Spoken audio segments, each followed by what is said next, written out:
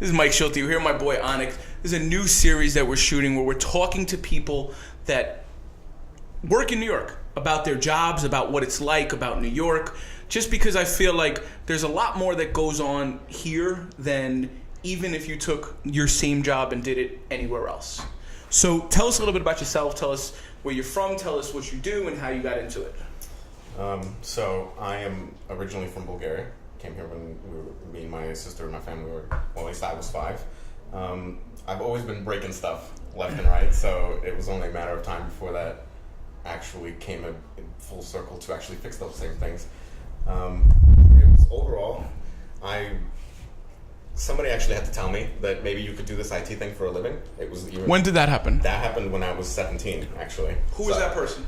My friend Maria. She was the one that suggested it. Actually, I'm going to see her on Sunday, but she's the one that suggested you should do this for a living. You know, people would probably need this kind of help. Because all it was doing at that point was helping people personally and saying, hey, do you need something? Okay, well, let's figure out how to do that and then go from there. So I started going to college for... Does she know that you were the inspiration to your that she was? Yeah. No, she doesn't know, actually. But I might remind her to tell her today, or well, at least on Sunday.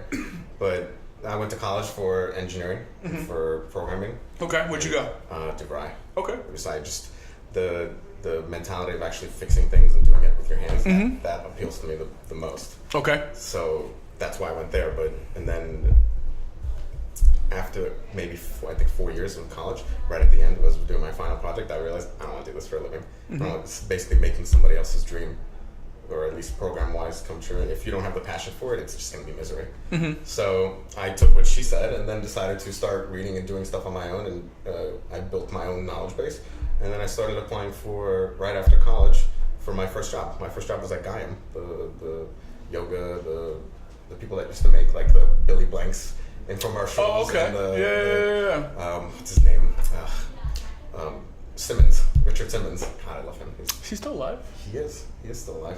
So I started working for them as a system admin in the New York office. And so from there, I just, after leaving that job, I went and bounced around for contract work, just to get massive amounts of experience that way. And then I ended up here at Modell's. It's been almost 5 years now. Wow. Yeah. So, and I know there is no typical day, because the same way there's not a typical day in my business, especially I can imagine in yours there's not. No. But like, what are some of the recurring headaches? What are those moments like where you want to smack yourself on your head and be like, what the fuck is this person drinking? You know what? They should be drinking. If they're not, the amount of craziness that I get, they should be drinking. But you know what? For the most part, and I call this a little bit of job security, but in a way, if they were good at IT or any kind of technology, I would be out of work. So I'm kind of glad that they aren't. But it could literally go from, hey, my house I can't get internet in my house, or the stove doesn't work, or I need an entire new machine set up, or I need an entire office set up, or we're having this away meeting, I need you to orchestrate and deal with all of the vendors and set everybody up for meetings and booths and all sorts of stuff. There was one point where we went to an away meeting that was days. I had to stay in a hotel with them, and they were having a conference. I was running around like a crazy person, dealing with all sorts of people like Nike and Adidas and their vendors and all sorts of crap. So it's the most unpredictable thing, because you just never know what's going to happen to them. So let's talk geeky a little for a second, right? My language. So you mentioned that like if they knew more IT, you would be out of a job essentially, right? How long do you see before all IT jobs are being done remotely in some third world country that has like in India or and India? I think India is a third world country. No, it's on the border. Maybe. All right, well, yeah. But like when let's go back. When do you envision? Let's start over and cut that. When do you envision that IT tech support, running that, because of technology, will be able to efficiently be done remotely? Well, that's going to probably happen never. Why do you think that? So, a lot of the level 1 IT stuff that is basic enough that you can do remotely or help somebody over the phone, that is probably everything that's going to India and to call centers out anywhere. It's the kind of detail that you need to give an executive or CEO that you can never replace with some person randomly sitting somewhere on a phone. It's that, personal touch that adds to the demand. Because we're talking about requests like something that somebody over the phone could never deal with. I need you to help me something in my house, or I need you to help my wife, or I need you to, anything at this point that a CEO would ask would be fair game. And so, and in terms of, they work all the time, so you can imagine at 2 a.m. phone calls, and the weekend, I need to see you on the weekend kind of thing. There's no way that somebody in India or in a call center somewhere could ever do that. So you don't envision a system where it's possible to take your skill set, because and this isn't a shot at you or anybody individually, but there are still very educated people all over the world, right? You don't think there's going to come a point where, because of bandwidth increasing and because of video increasing and because of people's ability to connect instantly at ridiculously high quality that doesn't necessarily exist right now, you don't think that's going to displace the job market? You don't think you're going to be competing with somebody on the other side of Earth? No, not in the level of that I'm doing this in. Because if we're talking about somebody like, hey, my Outlook's not sending email, can you help me? Or whatever software I'm using doesn't work. That, yeah, absolutely. You could remote into somebody's machine. You could help them, guide them on the phone, stuff like that. But when a CEO is looking you dead in the face and trying to explain to you something, there's just no way that somebody over the phone could ever get the full point of that. It's just there's intricacies to their personality and what they need and specifics that they might not think of saying on the phone, which somebody interacting with them in person would bring up a separate idea that then helps unfold the whole problem in the first place. So it's a little more it's more personal. That's why I think that's why it wouldn't help being somewhere else. I hear you. I mean, I hear the same argument people make about real estate agents, and I personally believe that we're going to see a seismic shift. Oh, absolutely. And especially with the internet. Yeah, I mean, the internet's disrupting every market. It's cutting out the middleman, pretty much across the board. Absolutely. So, I mean, obviously, you've been breaking shit since you're a kid, right? My dad's mad. I'm sure he's still mad about that. Probably. What do you like about your job? There's never going to be a day that will ever be the same. And in terms of support, with the amount of people that work in that office, we're just talking about this main office, not even anywhere, any of the stores or any of the remote people. There's IT people that then travel around to different stores to help either executives in the store or servers in the store that deal with the POS system we just put in place or any of that. There's never a day that is exactly the same. So even today, Mitchell came up and asked for something related to his personal life, which was he was going to travel and that he needed something to do on the plane. Right. And so then it's more, how do you fix the problems on his phone? How do you help him so that he can do it without you? Right. And so the executive portion of that is going to be the one that probably will always stick. I don't think any CEO who is not technologically savvy can ever deal with somebody remotely, because then they make assumptions that then you might understand what they're saying to you, and there's no way. If I can't pick up the phone and touch it and tell you how to do it that way, remotely would never work. But I don't imagine that. Imagine when we all get personal robots and stuff. That would be fun. I can't wait. Oh, that would be sweet. I cannot wait. Like little help. I want a clone Mike right now. I am 100% willing to be like, test dummy. Really? You're gonna be Dolly Hell, 2.0? 2 mics? Yeah. Hell fucking Imagine yeah. what you would do with 2 mics. Oh my god, I'd sleep. Yeah. Well, one of them would sleep. Which one? Me. Me. The other one got fucking the other one, here, go get to work. It'll make me some money. Yeah. Like you're pimping yourself out. No, listen. That's the point, isn't it? It's the point of a fucking clone or a robot. Yeah, absolutely. Hopefully they get to the point where it's not. It doesn't degrade at least the DNA and have you I'm gonna be dead by that point. Well, I hope not. But no. That's. I'm hoping the singularity shows up soon. I think that's more than 50 years, and I don't think I'm gonna be here that long. Listen, there's people living to 120. There are. I'm fat. Like, I don't eat incredibly well. Like, I live in New York. Like, Hey, listen, it's the best. Listen, living in New York is the best you could ever ask for, and there's always room for improvement anywhere here. so let's talk about New York for a second, right? Oh, yeah. So, how do you see if you were located somewhere else, right? If you were in a non-major metropolitan market somewhere else in America, how do you think your job would be different? It would probably be more difficult to get something that's as demanding as this particular IT job is. Because I don't imagine. I mean, every business is probably demanding, but the amount of people that come in and out and the amount of issues that come up is probably far less. In which case, they don't need as many people.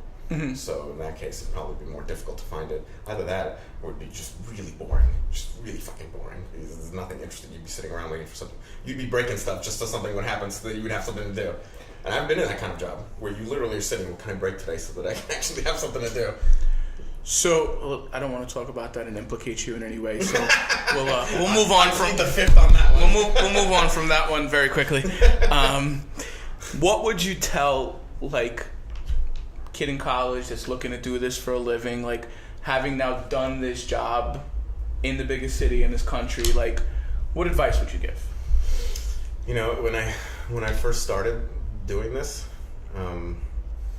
it really I never actually just thought about whether I would be happy doing this. And now anybody who ever asks me if what I think about my job or what I think they should do, I always tell them the first thing you should do is make sure you're happy as you do it, because then you'll never work. You never work when you're happy, and time flies by. You always wake up chipper to get to work and start whatever the new day brings. That should be the first thing. Then even then, you will always have to improve. There's technologies evolving. There's even whole laws regarding improvement of technology. Transistors double every 2 years. That's Murphy's Law, I think. 18 months. Is it 18 months? Yeah. I just round up to 2. That's all right. Don't worry about it. We won't hold you to it. I'm glad we can have this little nerdy conversation. But even then, you have to be on top of everything every day, especially in the executive level, because they are generally on top of things, and most times they don't even know why they're on top of it. They'll get the idea from somebody who just happens to have one, and then they'll ask you. Right. And if you look at them like a deer in the headlights, then their confidence in you goes down. They'll stop asking you for more. They'll stop asking you for anything in the first place. Well, it's just not. It doesn't. You have to keep up, and you have to. So what do you do to keep up? I read a lot. Specifically, what are you reading? Let's say I read Maximum PC. Maximum PC is all PC, all the time, building machines. Wait, hang on. Before we started, and we didn't get this on video, right? Yeah. You said you were a Mac guy. I am. The fuck are you reading Maximum PC for? I'm a Mac guy, but it doesn't mean that they're Mac people. They are Windows people. The servers that we use are almost all Windows. The infrastructure that Mitchell uses is all Windows. Mitchell's machine would put some servers to shame. To shame, I tell you. He has 2 RAIDs. Did you build it? No. Okay. I special ordered it, though. Okay. So he's got 2 SSDs on a RAID with a Xeon. A processor that's only in servers. And it's sitting in a little teeny tiny desktop sitting on his desk, which is the most underutilized machine that there ever was. He barely uses that thing to its full potential. So, he is the PC infrastructure guy. I need to give him something that he can use, that he can then use on his own. When people come over, and he has to show them something, he needs to be able to do it on his own, and the Mac is not the way to do it. At least for him. Okay. So that's his problem. Yeah, right. Well, all right, that becomes my problem. No, that's true. So you read Maximum PC. What else? I read Maximum PC. I read Apple Insider. I read Apple magazines. I read Linux-based magazines because I run my own Linux laptop at home. So then I sit there and I have servers that run Linux on them. So I keep up by experimenting. Okay. So then I break my own stuff. I learn how to fix my own stuff. I implement my own infrastructure at home. And then when I get to work and he asks me something that relates to something like that, I can look at him with confidence and then say, you need to do this. And you need this and this and this. And then he doesn't have time for convoluted explanation. Right. He has 30 seconds. Yeah. You have 30 seconds to explain it to him. And so, I've learned at that point that how to dial in directly to the answer that he's looking for and then give him what he needs that way. And so, he's more a 30-second guy, but some of them are actually way more understanding, have actually more technological savvy that you can sit there and have a full conversation with them. Mm-hmm. So to wrap up, right? Give me the 30-second IT job description. Yeah, 30-second IT job description becomes: are you attention to detail? How oriented? Do you know your technology the way you're supposed to? Are you up to date with what's happening and the changes that are happening in the environment? Do you know what the latest and greatest is? And then do you know how to implement it in the current environment? All these things you will have to know them, because then it means you have to learn what he has and then implement what he wants into that same environment so that it works as smooth as possible. If he has hiccups, he's going to be unhappy, and then at that point, you're going to be unhappy. And this is different. This can be different company to company, even within the same industry. Person to person. This is absolutely different person. Even in the same company, you have multiple executives that have all different kinds of the infrastructure that he has and the setup that he has. Nobody else has, right. Which means that he's a single one all by himself, and then everybody else I deal with on an individual basis. I memorized every single one of their setups, so when they ask me questions, I know right away what to tell them. They're all different. Some of them work directly on laptops that have nothing to do with anything. Some of them work on a Mac. Some of them work with, those are the smart ones. Exactly. Those are the smart people. And some people even then have virtual machines on their Macs that then run Windows. That's what I do. So I stopped doing that a while ago. Oh man, I don't have any PC program that I need to run. Really? Not one? No. Really? Like for what I do? No. I mean, I have an office, like a Microsoft Office suite, which honestly I really don't need, but I have. Yeah. You can have Pages and Keynote instead. That's free. But that sucks. No, it doesn't. It absolutely does not suck. It absolutely does not suck. Okay. I'm gonna give this one to Microsoft. They have now. Yes. You know what Microsoft doesn't do that Pages does? You can annotate with a pen directly onto the page itself, and then send that via Word, via PDF, via any format that you want, TIFF, PNG, JPEGs, whatever you want. Send that off, annotated via handwriting. I don't see any Microsoft anything that does that except OneNote, and OneNote is specifically built for that. Whereas Microsoft Word is... I don't know anything that does it. But this! OneNote is just a specific notebook app. Pages is actually Microsoft Word's, or Microsoft Word, but Apple's version, which can then support that too. And it can do anything else that Microsoft does. I can't... There is not a PC program that I could fathom myself needing. Because at this point, just based off of how large Apple has gotten... Apple's the... Everything is of it. Like, if you asked me this question 10 years ago, totally different answer. But today, no. There's nothing. There's nothing that I need to do for any segment of what I'm doing that I need to use a PC. Like, I have a PC here that they provide me. I don't turn it on. Really? It sits there. I don't use it. Tell them. So I bring it. The IT department can recycle it and use it for somebody else. I've told them I don't need it, but they leave it there. Yeah, I just plug into the screen and use my MacBook. That's it. And exactly what I do. My entire setup in my office is a MacBook Pro that runs 2 monitors, runs a VM, and runs everything I need it to run. And it's smooth. It doesn't even flinch. And I'm running the beta of Mojave, which is sweet. Yes, sweet. It had a little hiccup, but other than that, it's on the 5th beta, and it's freaking awesome.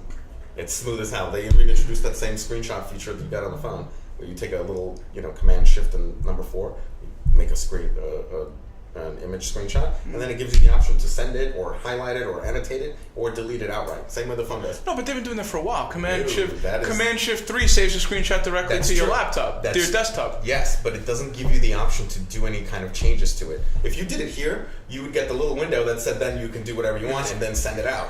Now that same exact feature lives on the actual Mac. He sounds like he's like advertising for Apple.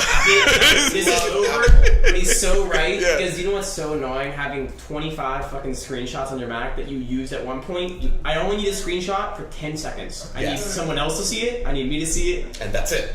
The only time I use screenshots is when I have to edit something. So, like, I'll take the screenshot and then just throw it in Photoshop and do whatever the hell I need to do. Exactly. See, now in Photoshop?